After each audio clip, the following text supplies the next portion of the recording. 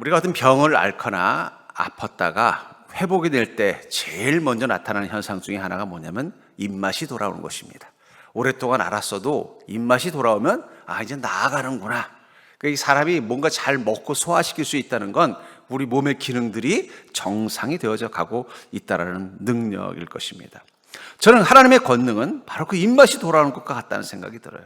하나님의 권능은 우리가 치유되고 회복되는 하나님의 은혜와 능력이 임하는 것을 경험하는 것입니다. 특별히 언제 그것을 경험하느냐? 말씀이 내 안에서 살아있음을 느낄 때.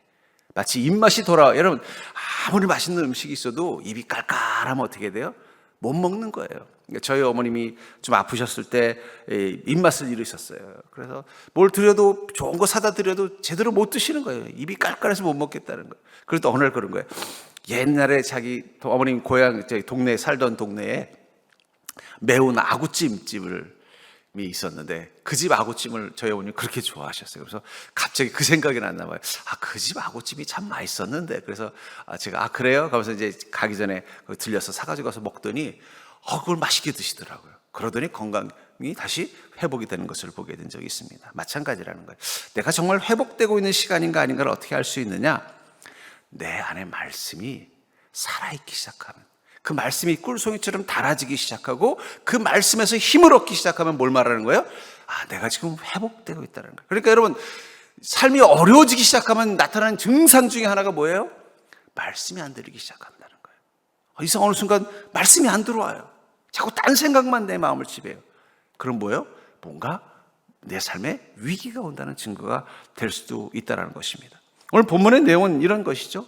한 중풍병자가 자기 몸으로는 예수님께 다가갈 수 없을 때 그와 가까운 어떤 예로는 친구라고 말하자면, 친구라는 기록은 없습니다만 하여튼 가까운 사람들이 그를 들것에 들고 왔는데, 예수님께서 계신 그 집 안에 사람들이 얼마나 많고 바깥까지 밀려 있는지 도저히 이 중풍병자를 안고 들어갈 수가 없는 거예요. 궁여지책으로 지붕을 뚫고, 그 나라의 지붕은 우리나라처럼 이렇게 단단하지 않습니다. 왜냐하면 비가 많이 안 오기 때문에 꼭 지붕을 단단하게 할 필요가 없어요. 그 지붕을 뚫고 내려가서 예수님이 계시던 그 집 한가운데 그 중풍병자를 데리고 내려오자 주님께서 그들의 믿음을 보고 그 중풍병자를 낫게 하셨다 하는 것을 보면서, 어쩌면 그 중풍병자가 낫던 그 자리는 어떤 자리에, 오늘 본문에서 참 재밌는 표현을 말하고 있어요. 많은 사람이 모여서 문 앞까지도 들어설 자리가 없게 되었는데 예수께서 그들에게 도를 말씀하시더니 말씀을 전하고 계셨다라는 거예요. 성경과 복음을 전하고 계시던 그 자리 한가운데로 누가 들어간 거예요? 이 중풍병자가 들어간 것입니다. 그리고 주님은 그 병자를 그 자리에서 치료했다는 거예요. 저는 이것이 주는 상징적인 의미가 있다고 생각해요. 우리는 보통 말씀 따로 권능 따로 그러죠. 은혜 받는 것 따로, 말씀 듣는 것 따로. 근데 그렇지 않다라는 거예요. 말씀이 임하는 곳에 권능이 임합니다. 권능이 임하는 곳에 말씀이 임해요. 저는 이제 목회자니까 연구를 해봤어요. 왜냐하면 기도 후에 말씀 듣는 게 더 좋을까? 말씀 듣고 기도하는 게 더 좋을까? 이제 집회를 갔다 그 생각이 드는 거예요. 말씀을 듣고 기도를 하는 게 더 좋은가? 아니면 기도를 충분히 하고 그다음에 말씀을 듣는 게 더 좋은가? 봤더니 둘의 특징이 있어요. 기도 전에 말씀 전에 기도를 들으면요, 말씀이 더 잘 들어와요. 근데 말씀을 듣고 기도하잖아요, 성령이 뜨겁게 역사해요. 그러니까 말씀 전 기도와 말씀 후 기도가 다르더라고요. 제가 그걸 발견했습니다, 여러분들. 그러니까 말씀을 듣기 전에 충분히 기도하고 들어가잖아요. 그럼 말씀이 꿀송이처럼 쫙쫙 들어와요. 그러니까 여러분들, 내가 요즘 말씀이 안 들어온다, 기도하시고 말씀 들으십시오. 근데 또 말씀을 듣고 막 은혜를 받고 기도하잖아요. 그럼 성령의 역사가 확 들어오는 거예요. 그때부터 깨달았습니다. 말씀이 사모될 때 뭐부터 하라고요? 기도 먼저 하고, 그 다음에 성령의 능력을 사모한다면 어떻게 돼요? 말씀을 사모하면 되는 거예요. 그러니까 어떻게 되겠어요? 말씀 전에 기도하시고, 말씀 끝나고 기도하십시오. 그러니까 여러분, 교회 와서 말씀 듣기 전에 기도를 충분히 하세요. 그런 말씀이 더 잘 들어와요. 그리고 말씀 속에서 은혜를 받고 기도하십시오. 그럼 그 기도 가운데 성령의 역사가 더 강력하게 나타나다는 걸 저는 임상적으로 경험했습니다. 다른 분은 어떤지 모르겠어요. 저는 그걸 깨달았어요. 이런 것처럼 말씀과 권능은 다른 것이 아닙니다. 근데 어떤 분들은 말씀만 사모하는 분이 있고, 어떤 분은 기도를 통해서 성령의 권능만 사모하는데, 아까도 말했잖아요. 기도를 뜨겁게 하면 말씀이 잘 들어오고 말씀만의 은혜를 받으면 기도가 뜨거워지는 것입니다. 그렇기 때문에 말씀과 권능은 따로 있는 신앙이 아니라 그것은 같이 있는 거예요. 그 함께 말씀과 기도가 살아있을 때 성령의 역사가 나타나는 것입니다. 저는 어쩌면 그것을 이 상징성 속에서 보게 돼요. 예수님께서 말씀을 전하기 위해 그 집 한가운데 계시고 그 주변에 있는 사람들은 무엇 때문에 모여 있는 거예요? 하나님의 말씀을 들으려고 모여 있는 사람들이었다라는 거예요. 그 한가운데를 비집고 주님의 권능이 필요한 이 중풍병자가 주님 앞에 서자 어떻게 됐어요? 주님은 보지도 않고 그 병자를 치료하셨다라는 거예요. 그리고 그 의미를 저는 말씀을 사모하는 믿음 가운데 하나님께서 어떻게 권능을 보여주시는지를 이 상황을 통해서 마치 한 폭의 그림을 보듯이 상상할 수 있습니다. 그렇다면 이 중풍병자를 치료하신 이 사건에서 발견하는 말씀과 권능의 관계는 뭘까요? 저는 이것을 통해서 여러분들이 하나님의 권능을 그 말씀 가운데서도 경험할 수 있으며 그 권능을 통해서 더 충만한 주님의 말씀을 경험하는 인생이 되기를 주의 이름으로 축복합니다. 먼저 권능의 자리는 말씀이 충만한 중에 임한다는 걸 꼭 기억하십시오. 2절에 보니까 많은 사람이 모여서 문 앞까지 들어설 자리가 없게 되었는데 예수께서 그들에게 도를 말씀하시더니 이 많은 사람들이 주님을 둘러싸고 있을 그 한가운데 누가 계셨다는 거예요? 주님이 계셨는데 주님이 무엇을 하셨다고 말하고 있어요? 도를 가르치는 건 설교를 하셨다는 얘기예요. 말씀을, 진리를 가르치셨다는 거예요. 여러분, 제가 늘 말씀드려요. 말씀은 뭐라고요? 성령의 장작더미다. 성령님이 우리 가운데 와서 불을 일으키려면 뭐가 있어야 돼요? 말씀이 안에 있어야 돼요. 아까도 말한 것처럼 제가 산기도를 해보니까 기도 전에, 말씀 전에 기도를 듣는 건 뜨거운 역사는 안 나타나요. 근데 그 기도를 마치고 말씀을 들으면 말씀이 꿀송이처럼 달게 쫙쫙 느껴져요. 말씀을 통해 은혜를 받고 기도하면 그때부터 성령의 역사가 나타나는 것을 보게 됩니다. 말씀은 우리의 기도에 불이 붙게 해주는 장작더미 같은 거예요. 하나님의 권능은 말씀이라는 장작더미 위에 기도라는 기름이 부어지면 그 순간 어떻게 돼요? 성령의 스파크가 일어나서 마치 그 장작더미에 불이 붙은 아궁이처럼 성령의 권능이 우리 가운데 임하는 것입니다. 저는 그래서 여러분들이 주님의 말씀, 주님의 은혜를 사모하는 믿음이 있어야만 그 가운데서 권능의 역사를 경험하는 것입니다. 근데 보면요, 말씀은 안 듣고 주님의 권능만 구하는 기도하신 분들은 생각보다 그렇게 성령의 역사를 많이 못 경험해요. 그래서 여러분들, 제가 보면은요, 이 집회, 옛날에 기도회, 신유 집회도 많이 하고 부흥회도 많이 했잖아요. 근데 그 부흥의 핵심이 뭐예요? 여러분, 우리 침례교단에서 이게 성령의 역사를 가장 강하게 행하시는 목사님이라면 연세중앙교회 윤석전 목사님. 막 연세중앙 윤석전 목사님 막 귀신도 쫓아내고 병자도 치료하고 막 거기 가면 막 성령의 역사가 나타나요. 근데 여러분 그 집회 안 가보셨죠? 저는 그 집회 참석해 봤는데 여러분 그 성령 집회에 요즘은 안 그러지만 옛날에 한 3시간, 4시간 했어요. 근데 설교가 몇 분 하는 줄 아세요? 설교가 3시간이에요, 설교가. 와, 진짜 내가 살면서 그렇게 설교를 길게 하는 목사님은 제가 처음 봤습니다. 제가 살다 이렇게 설교를 길게 하는 목사님 처음 봤어요. 근데 거기 성도님들은 그걸 당연하게 생각하더라고요. 그러니까 3시간을 설교를 해요, 3시간을. 와, 막, 그래서 이제 처음 부흥회를 갔다가 그걸 알았어요. 그래서 두 번째는 화장실을 미리 갔다 왔습니다. 왜냐하면 목사님 설교하다 누가 나가면 화를 내요. 막. 화장실도 못 가게. 그걸 알고는 다들 어떻게 해. 미리 화장실 다 갔다 오는 거예요. 왜냐하면 3시간 한다는 걸 알게 돼요. 근데 가만히 생각해보세요. 저분의 주특기는 신유의 은사인데 병자를 낫게 하고 막 성령의 불이 임하게 하는데 웬 설교를 저렇게 오래 하나. 그 할 시간에 기도를 더 시키면 기도를 3시간 시키는 게 아니라 기도를 1시간밖에 안 시켜요. 그것도 뭐 본인이 1시간 다 하지도 않아요. 쫙 해놓고는 글로리아 성가대에서 막 찬양 부르면 목사님은 가서 옆에 가서 기도하고 계셔요. 아니면 안수해 주시거나. 1시간도 안 돼요. 근데 놀라운 건 성령의 역사가 뜨겁게 임하는 거예요. 왜 그럴까요? 설교를 3시간. 근데 제가 깨달았습니다. 야, 저분의 설교를 3시간을 견딜 수 있는 믿음을 가진 사람은 당연히 성령의 은혜를 받을 수밖에 없어요. 성령의 은혜를 받지 못할 사람은 3시간을 못 견딥니다. 아니나 다를까 처음에 부흥의 호기심, 윤석천 목사님 막 병자도 낫게 하는 분이 왔다고 막 호기심 같은 어떤 분들이 다음 날 한 명도 안 왔어요. 왜냐면 못 견디겠는 거예요. 그 3시간을 못 견디겠는 거예요. 제가 그래서 깨달았습니다. 우리 교회도 한번 성령의 불을 지피기 위해서 한번 3시간을 한번 제가 설교. 근데 제가 3시간을 할 자신이 없어서 못합니다만은 분명한 건 그것 때 깨달은 게 뭐냐면 말씀이라는 장작이 충분해야 성령의 불이 임하는 것입니다. 그 윤석천 목사님 성령의 역사 3시간을 설교하더라고요. 그분만 그런 줄 아세요? 기도원 가보십시오. 옛날 목사님들은 보통 기본이 1시간, 1시간 반을 설교를 해요. 했던 설교 또 하고 했던 설교 또 하고 서로는 이쪽인데 끝은 저쪽으로 가고 무슨 얘기인지 모르겠는데 어쨌든 막 1시간 동안 앉아가지고 아멘 아멘 하고 막 1시간 반 2시간을 아멘 하고 나서 기도하면 그 다음에 어떻게 돼요? 막 성령의 역사가 임하는 거예요. 근데 제가 깨달은 것입니다.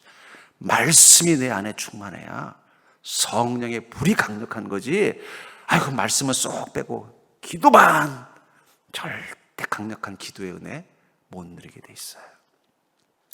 그러니까 여러분들 더욱더 말씀을 사모하는 자가 되길 주의 이름으로 축복합니다. 그러려면 여러분들의 마음 가운데 마른 장작을 모든 마음속에 어떻게 해요? 살아있는 말씀을 채우는 게 중요한 거예요. 제가 그 자연인이라는 프로를 봤더니 그 자연인들은 이 산속에 살잖아요. 그러니까 전기도 안 나오고 기름도 없으니까 장작불을 떼도 겨울을 나는 거예요. 그러니까 그분들은 산만 가면 맨날 뭘 찾아다니는 줄 아세요? 장작더미 찾아가지고 들고 와요. 와서는 구석에다 계속 쌓아놓는 거예요. 그러니까 한쪽 벽이 그냥 잔뜩 쌓여있는 거예요. 그랬더니 거기 사회 보는 그 사람들이 그러다 이거 웬 장작들이 이렇게 많아요. 그랬더니 이거 가지고도 한겨울 나기 힘들어. 여러분들 우리가 인생의 그 차가운 겨울을 이겨내려면 우리에게 어떤 장작더미가 우리 마음의 한쪽 벽에 잔뜩 쌓여 있어야 돼요? 말씀이에요. 여러분 옆 사람 보이세요? 인생의 겨울이 두려우면 말씀을 장작 쌓듯 쌓아놓읍시다. 그분이 지금 쓰려는 게 아니고 그때는 보니까 한 가을 이 정도밖에 안 되는데 틈만 남은 나무 있으면 가져다가 계속 한쪽 벽에다가 막 잔뜩 쌓아놓는 거예요. 제가 봐도 엄청나게 쌓아놨는데도 이 추운 겨울 지나려면 이거 가지고도 부족하다 그러는 거예요. 우리가 우리 인생 가운데 하나님의 은혜와 권능이 필요하다면 매일매일 어떻게 해야 돼요? 말씀을 장작을 모으듯이 내 마음속에 계속 켜켜이 쌓아놔야 되는데 이거는 차면 갖다 버리고 차면 버려버리고 막상 겨울 나서 그 말씀을 통해 성령의 불 붙이려니까 어떻게 돼요?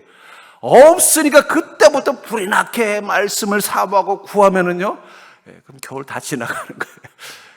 왜 하나님은 나한테는 은혜도 안 주고 맨날 이 고난이 계속 장작더미를 준비해야 될 때 준비 안 하고 있다가 급하게 인생에 고난 온 다음에 말씀 사모하니까 그때서는 어떻게 돼요? 쌓이는 시간이 필요한 거예요.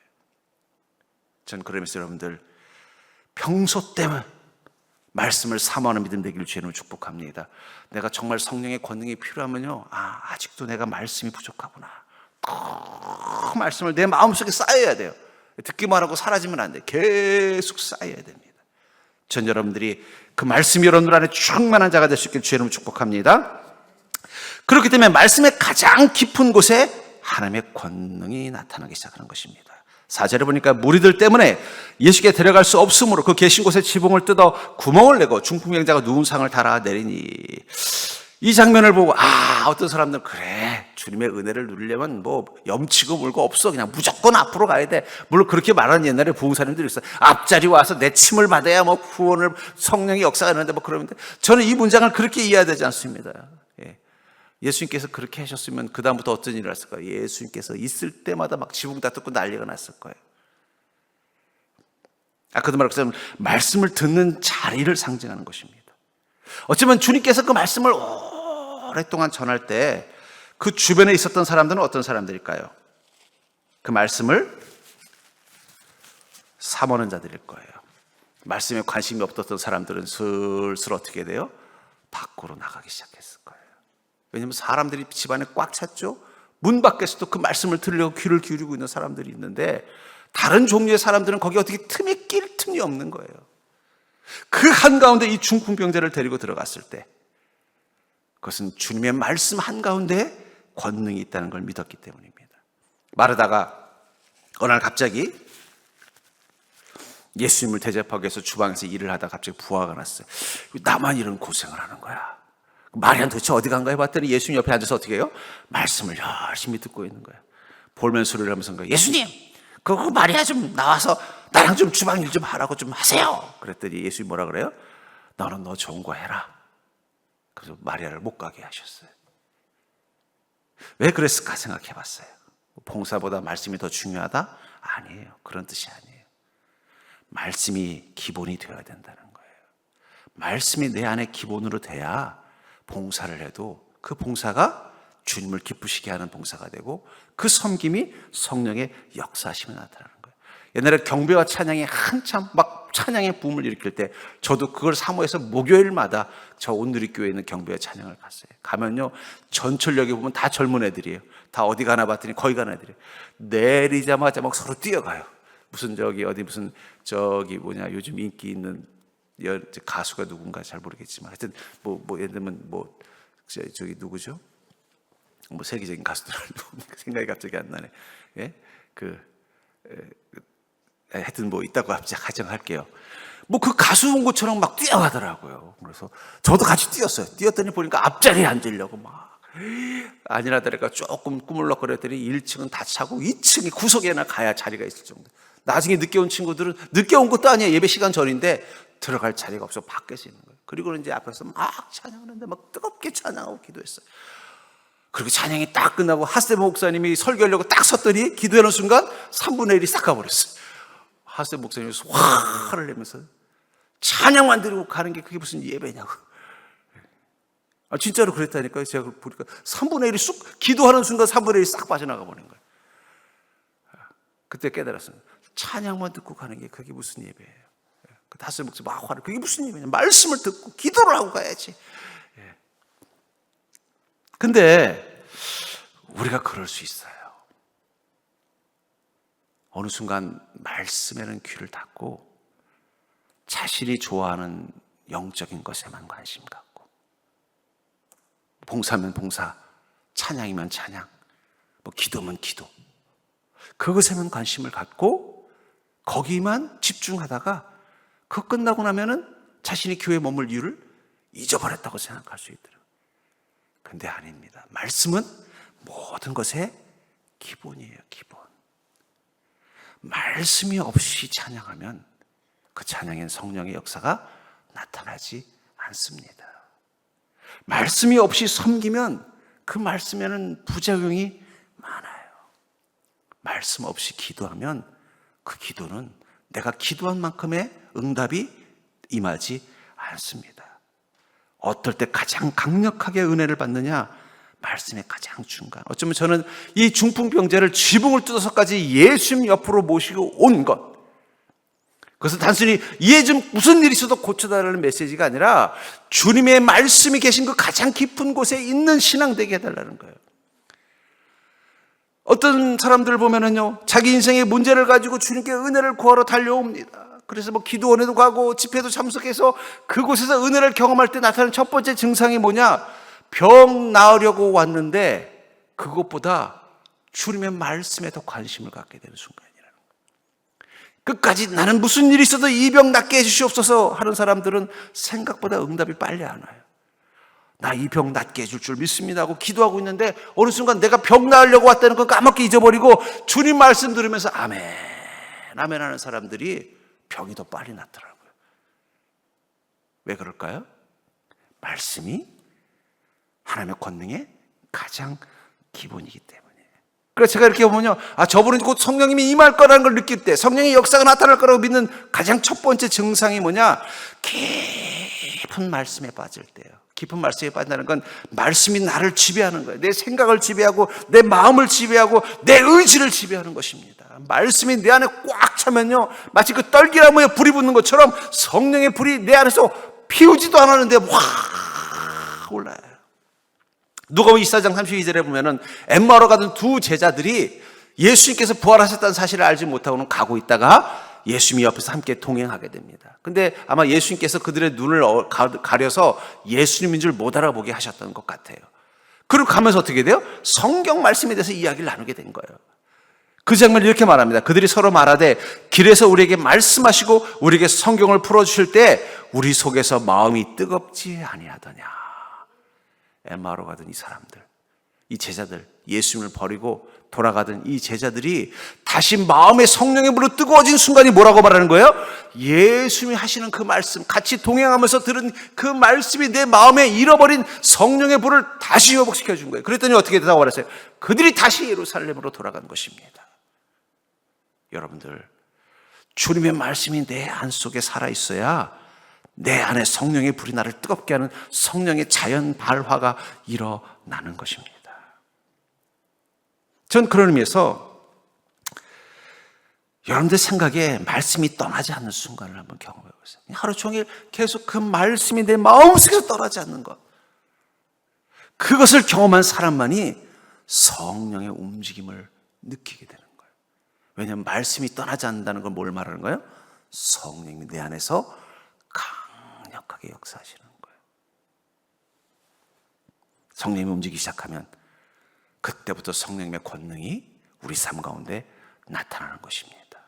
전 여러분들이 어느 날 갑자기 주님의 그 말씀이 내 안에 꽉, 여러분 그런 경우 있었잖아요. 아침에 우연히 출근하다 들은 노래가 하루 종일 머릿속에서 맴돌 때, 그쵸? 그 신기하죠? 그런 것처럼 어느 하나님의 말씀이 내 안에 꽉 들어오더니 그 말씀이 내 마음속에서 떠나지 않는 순간, 다른 생각이 드림탈 수 없을 만큼 내 생각 속에 오직 그 말씀만이 가득 있는 순간, 그때는 뭐냐면 성령님이 드디어 강력하게 움직이기 시작한다는 증거라는 거예요. 여러분들, 바람이 분다는 걸 어떻게 알아요? 지나가는데 바람이 부는 걸 어떻게 알아요? 가지가 흔들리는 걸 볼 때 바람이 부는 걸 느끼잖아요. 바로 그 가지가 흔들리는 현상이 말씀이 내 마음속에서 움직이는 걸 느끼는 거예요. 말씀이 움직인다는 얘기는 뭐예요? 성령의 바람이, 성령님이 지금 나와 함께 계시면서 움직이기 시작한다는 거예요. 전 여러분들이 어느 날 갑자기 주님의 말씀이 내 안에서 떠나지 않는 그 경험, 그 말씀이 막 지금 하루 종일 내 머릿속에서 나를 지배하고 있는 것을 경험할 수 있는 자가 되길 주님을 축복합니다. 그러려면 어떻게 될까요? 방법이 없더라고요. 왜냐하면 그건 우리가 결정하는 게 아니에요. 나무 가지가 흔들린다고 바람이 오는 게 아니에요. 바람이 오니까 나뭇가지가 흔들리는 거예요. 그럼 어떻게 될까요? 나뭇가지는 어떻게 바람을 맞이할 수 있을까요? 어떻게 하긴요? 기다리는 것입니다. 바람이 부는 쪽을 향하여 잎사귀를 펼치고 기다리는 거예요. 우리가 날마다 말씀을 사모하고 말씀이 있는 곳을 향해 우리 마음이 머무르면 어느 날 갑자기 내 안에 말씀이 마치 바람이 막 부는 나뭇가지처럼 내 안에 말씀이 막 움직이는 게 느껴질 거예요. 그럼 그 순간 여러분 깨달을 것입니다. 지금 성령님이 내 인생을 향하여 강력하게 역사하고 있구나. 전 여러분들이 그 은혜와 그 기쁨을 경험하는 인생이 될 수 있기를 주님 축복합니다. 나는 아직도 한 번도 그걸 해보지 못했다. 그렇다면 지금부터 사모하십시오. 기다리십시오. 나뭇가지를 흔든다고 바람이 부는 건 아니에요. 내가 듣고 싶다고 해서 그 말씀이 강력하게 역사하는 건 아니에요. 하지만 적어도 내가 그 말씀을 듣는 자리에 머무는 건 중요해요. 그러니까 여러분, 성령의 역사를 경험하는 분들이 보면은요, 어쩌다 날 잡아서 집회에 참석하는 사람은 성령의 역사 별로 받지 않아요. 은혜를 받든 받지 않든 계속 말씀의 자리, 기도의 자리를 멈추지 않는 사람이 어느 날 갑자기 성령님이 강력하게 역사하는 거지, 날 잡아서 오늘 무슨 일이 있어도 은혜 받겠다고 한다고 해서 은혜가 오지 않습니다. 전 여러분들이 말씀의 가장 깊은 곳에 머물 수 있는 자가 될 수 있기를 주님 축원합니다. 세 번째로, 하나님의 권능의 시작은 바로 하나님의 사심 이후부터 시작이 된다는 거예요. 5절에 보니까 예수께서 그들의 믿음을 보시고 중풍병자에게 이르시되 작은 자야 내 죄 사함을 받았느니라. 이 중풍병자에게 뭐라고 말했어요? 내 죄 사함을 받았다. 서기관들이 입이 삐죽해가지고, 아니 죽은 자를, 아니 병자를 일어나라고 하는 거지 뭐하러 또 죄 사함을 받았다고 해. 그 왜 주님은 죄 사함을 받았다고 말할까요? 말씀의 핵심, 정수는 뭘까요? 복음입니다. 복음의 핵심, 정수는 뭘까요? 그것은 죄 사함입니다. 복음이 없는 말씀은 가짜예요. 죄 사함이 없는 복음은 가짜예요. 그러니까 말씀의 엑기스는 뭐라는 거예요? 복음이에요. 그 복음을 더 진하게 내려서 만드는 엑기스라면 그건 뭐라는 거예요? 그건 죄사함. 여러분들 복음의 핵심은 우리가 예수 그리스도 통해 하나님께 죄사함을 받은 자라는 것을 깨닫는 것입니다. 그걸 경험하는 것입니다. 그게 회복이에요. 여러분 회복이 뭐예요? 죄사함을 경험하는 게 회복이에요. 그래서 주님이 뭐라고 말씀하셨어요? 회개하라 천국이 가까웠느니라. 왜 천국이 가까워지는데 회개해야 돼요? 회개한 자만이 그 가까워진 천국을 경험할 수 있기 때문입니다. 회개하지 않으면 천국이 가까워졌어도 그와는 상관없는 것이 되는 거예요. 근데 그 회개는 무엇을 통해서요? 예수 그리스도의 복음을 통해서라는 거예요. 그 복음이 들어있는 게 바로 말씀이라는 것입니다. 저는 그래서 하나님의 권능은요, 마치 구리선 같은 인생은 경험할 수 있다고 생각해요. 구리선은 뭐예요? 전기가 잘 통하죠. 그걸 도체라고 합니다. 하나님의 권능은요, 주님의 말씀 앞에서 예수 그리스도를 통해 우리에게 주시는 그 죄사함을 경험하는 것입니다. 말씀을 들을 때마다 그 말씀 가운데서 복음을 경험하고 그 복음 가운데서 내 죄를 사신 주님의 은혜를 경험하는 것. 그런 사람에게는요, 권능이 마치 구리선에 전기가 오는 것처럼 쫙 온다는 거예요. 그런데 말씀을 들어도 그 안에 복음을 발견하지 못하고 복음 가운데서 자신이 죄인인 걸 깨닫고 회개하는 믿음을 회복하지 못하면 주님의 권능은 마치 절연체, 플라스틱이나 고무처럼 전기가 통하지 않는 절연체처럼 성령의 권능이 우리 안에 임하지 않습니다. 그래서 주님께서는 이 중풍병자에게 뭐라고 말해요? 죄 사함을 받으라. 아마 그 중풍병자는 손과 발을 움직일 수는 없지만 이미 예수님 곁에서 어떻게 했어요? 그 복음을 통해 자신의 죄를 깨닫고 그 죄에 대한 회개의 마음을 가지고 있는데 주님이 죄 사함을 받으라 하는 순간 그는 아멘 하는 순간 죄 사함만 받은 게 아니라 그 죄 사함으로부터 어떻게 돼요? 하나님의 권능이 그를 일으켜 세우게 된 것입니다. 마태복음 26장 28절에 보면은 예수님께서 성만찬을 하시면서 이 포도주, 우리로 치면 그냥 누룽, 숭늉 같은 거죠. 그것들을 주면서 이렇게 말씀하셨어요. 죄사함을 얻게 하려고 많은 사람을 위하여 흘리는 바 나의 피, 곧 언약의 피니라. 마시라. 이것은 나의 피다라고 말씀하면서 뭐라고 말해요? 죄사함을 얻게 하려고 내가 많은 사람을 위해 흘리는 피라는 거예요. 그러니까 예수께서 왜 희생의 피를 흘리신다고 말씀하고 계세요? 그것을 통해서 무엇을 하시기 위해서라는 거예요? 많은 사람의 죄를 사하시기 위해서. 여러분 마지막 제자들에게 무엇을 말씀하시는 거예요? 너희들은 나를 통해서 죄 사함을 경험하라는 것을 이 성만찬을 통해서 말씀하고 있다라는 거예요. 그러니까 여러분들 예수 그리스도를 만나면 우리가 죄인인 것을 깨달을 수밖에 없습니다. 예수 그리스도 앞에 서면 우리는 늘 주님이 내 죄를 사하여 주기를 간절히 구하는 믿음을 가질 수밖에 없다라는 거예요. 왜냐하면 그게 주님께서 우리를 만나주시는 이유이고 우리를 찾아오신 이유이고 우리를 위하여 피를 흘리신 이유이고 그 피 속에서 경험하게 되는 은혜이기 때문이라는 거예요. 하나님의 권능은 죄를 다루는 것입니다. 아이고 저는 죄는 다루고 싶지 않습니다. 병만 낫게 해주세요. 하나님의 권능은 그렇게 임하지 않아요. 죄 사함을 받아야 병이 나아요. 여러분 보십시오. 성경에 그래 너 죄는 내가 안 물을게. 그리고 병을 낳아준 사람이 있습니까? 없습니다. 주님은 그들의 죄를 사하시고 병도 치료하신 거예요. 같이 가는 거예요.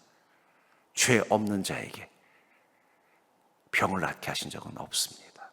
죄인들만, 죄인인 것을 고백하는 자, 예수 그리스도 통해 죄 사함 받기를 간절히 사모하는 말씀의 진리인 복음을 깨달은 자, 그들에게 주님은 그들의 병도 치료하셨다라는 거예요. 그러니까 여러분 하나님의 권능은 반드시 죄를 다루게 돼 있어요. 그러니까 어떻게 했어요? 주님의 말씀이 들어오면서 제일 먼저 나타나는 현상이 찔림입니다. 주님 내가 죄인입니다. 이 교만함이 내가 주님 앞에서 은혜를 누리지 못하게 만드는 방해 요소를 했습니다. 내가 죄인입니다라는 걸 고백하는 것은 주님이 우리의 죄를 다뤄주셨다는 증거예요. 그 고백이 끝나고 나면 그 다음부터 어떻게 돼요? 내 안에 성령의 권능이 나를 치료하고 회복하는 겁니다. 그래서 이 하나님께 그 권능을 경험했던 사람들, 막 병이 난 사람들의 많은 부분 고백하는 게 뭐냐? 그들이 그 병이 낫기 직전에 경험한 놀라운 사건이 뭐냐면 예수 그리스도의 복음을 깨닫게 됐다는 거예요. 자신의 죄 때문에 떼굴떼굴 구르면서 괴로워하고 몸부림치는 시간을 경험했다는 거예요. 그리고 났더니 어떻게 돼요? 죄만 용서받은 게 아니라 육신의 고통으로부터도 나음을 잊게 되었다는 것입니다. 만약에 이 중풍병자를 단순히 낫게 하는 것만 목적이었다면 굳이 지붕 뚫어가지고 집주인한테 욕먹고 나중에 또 그거 복구해 주느라고 돈 들어가게 이렇게 했겠습니까? 문 밖에 누워놓고 기다리면 언젠간 주님이 오지 않겠습니까? 보다 못한 주변 사람들이 아이고 예수님 아무리 지금 복음 전하는 게 바빠도 저기 저 밖에 좀 중풍병자 저 누워서 저러고 있는데 좀 불쌍히 여겨주십시오 라고 누군가 또 말하는 사람도 있지 않았겠냐는 거예요. 근데 왜 이 친구들은 그 지붕을 뚫고라도 주님이 말씀 전하는 그 한가운데까지 갈 수밖에 없었어요? 그것은 급해서만이 아닙니다. 여러분 뭐 중풍병이 금방 죽는 병은 아니잖아요. 오늘 안 되면 내일 아침이라도 주님께서 계속 그 집에만 계시진 않을 거 아니에요. 야 오늘 주님이 여기서 주무실 것 같으니까 내일 아침에는 만날 수 있도록 여기다 오늘 자리 깔아놓고 하룻밤 자자. 여러분 그쪽 땅은 밖에서 자도 웬만하면 잘 수 있어요. 우리처럼 막 이렇게 막 비 오고 그런 데가 아니니까. 근데 왜 뚫고 들어갔느냐? 주님의 말씀을 경험해야 병도 낫는 은혜를 경험할 수 있기 때문입니다. 어쩌면 우리가 이 중풍병자 같이 내 삶의 무기력한 모습 가운데 있다면 어쩌면 우리는 몸의 중풍병은 아니지만 마음의 중풍병자일 수도 있어요. 어느 순간 내 삶의 방향도 힘도 인생의 의미도 잃어버리고 마치 누워있는 이 무기력한 이 중풍병자 같은 마음으로 우리가 지금 살고 있다면 지금 우리가 가야 되는 것은 주님의 말씀 한가운데로 들어가는 믿음입니다. 그럼 그 순간 그 말씀이 여러분들의 마음을 살릴 것입니다. 다시 일어나게 만들 것입니다. 여러분들의 인생을 살릴 것입니다. 그 말씀을 따라 사는 기쁨을 누리게 될 것입니다. 저는 여러분들이 이 중풍병자가 말씀을 전하시는 주님 한가운데로 들어가서 그 주님을 통해서 그의 죄가 나음을 입고 그의 병이 나음을 입는 이 놀라운 은혜를 여러분들의 삶 가운데서 경험하는 자가 될 수 있기를 주의 이름으로 간절히 축원합니다.